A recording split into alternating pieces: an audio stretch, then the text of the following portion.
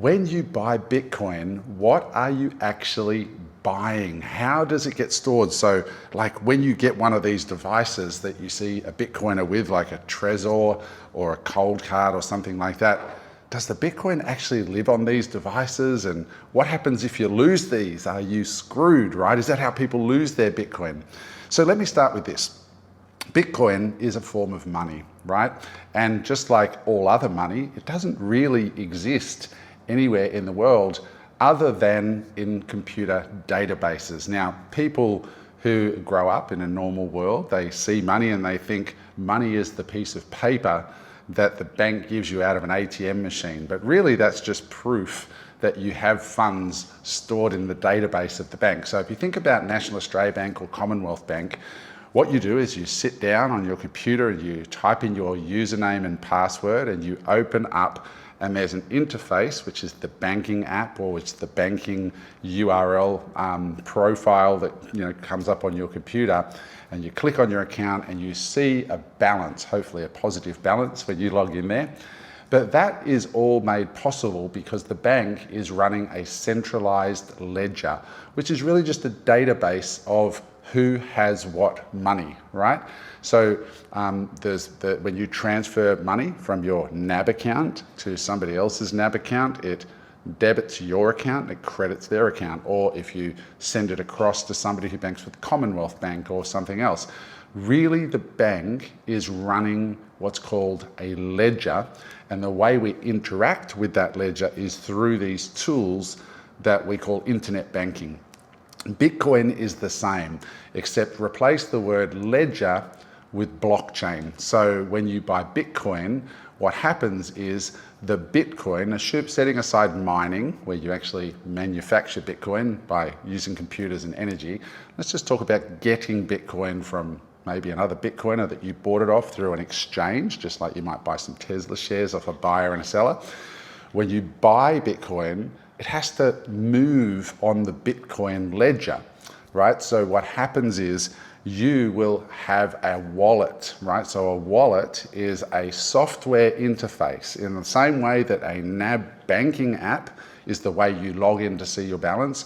You will have a wallet set up. And when you buy Bitcoin, someone will ask, hey, where do I send this Bitcoin? And you will give them a wallet address. With banking, you send them a BSB, an account number. With Bitcoin, you send them this long string of numbers, which is your unique wallet address, and it moves the Bitcoin into that wallet. Now, what these devices are for is for you to actually be able to move the Bitcoin. So let's say you want to move the Bitcoin from your wallet, you want to pay somebody, you would need a device to do that because you need to sign the transaction. So whereas in internet banking, you put your username and password in, you then, with Bitcoin, need to, when you go to your wallet, you can hit send, okay? You can put in the amount that you want to send, and then the wallet's going to say, hey, please sign it with a device or a key. And that's where the Trezor or a cold card or these other signing devices come in if you're doing self-custody, which means you're taking care of this yourself. You're holding these devices. There are services out there that will say, if you go to an exchange, a Bitcoin exchange, you can buy the Bitcoin on the exchange, just like buying a Tesla share or a Commonwealth Bank share.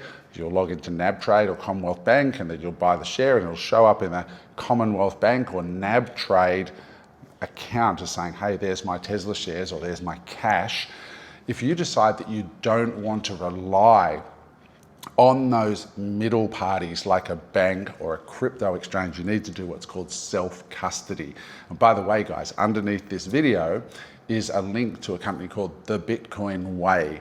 And what The Bitcoin Way do is they teach you everything I'm showing you right now, but one-on-one, and they do personal coaching calls with you, and they will help you set all this up. They'll help you buy all the right devices so you can learn this properly. But getting back to the difference between self-custody and relying on third parties, one of the great things about Bitcoin is you don't need to rely on these third parties. So with National Australia Bank, one of the biggest issues, for example, if you're a freedom maximus like me, is that if you say something that the government doesn't like, and these days that's a very, very slippery line as the government cracks down on free speech and all these things, the government can simply pressure the bank to say, you know what, that guy Adam who banks with NAB, don't let him take his money out, or don't let him move the money. Most Australians already experienced this in trying to buy Bitcoin. They thought it was their money in the bank account until they said, hey, can you just send that money over to CoinSpot and I want to buy some Bitcoin. And the bank says, oh, no, you can't do that, right? And the bank puts you through all these security questions, and many of our clients have had their accounts frozen. That's the problem with centralized banking, or putting your money in the hands of a third party. And with Bitcoin, it's the same thing. You can choose a third party, what we call a custodian, who will hold your Bitcoin for you. So all you have to do is log into their website and there it is.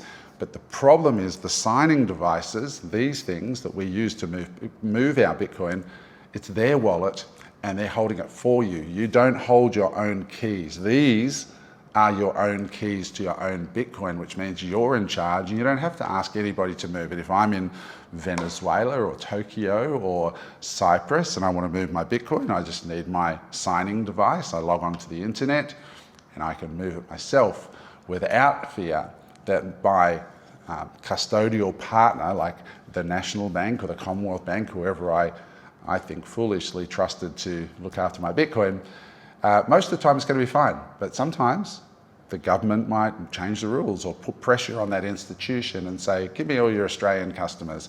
Let me know who they are. Yeah, none of those people can move their money because we just passed a new law, right? Whereas self-custody gives you that freedom. So let's get back to you having this wallet online. Now, I use a open source wallet, which means that the source code is freely available, and I store Bitcoin there. And when I want to move it, it's easy to receive money into the wallet. All you simply do is, when you open your wallet, you'll see a receive button. And when you click on that, it has that long string of numbers, which is basically your account number. It's called a public key. You send that to anybody who has Bitcoin that you want to transfer it to this wallet. All they have to do is put that into their sending address and it'll get sent over to you as soon as they've signed it with their device. It will then be updated on the Bitcoin ledger and you'll see those funds, that Bitcoin, in your Bitcoin wallet.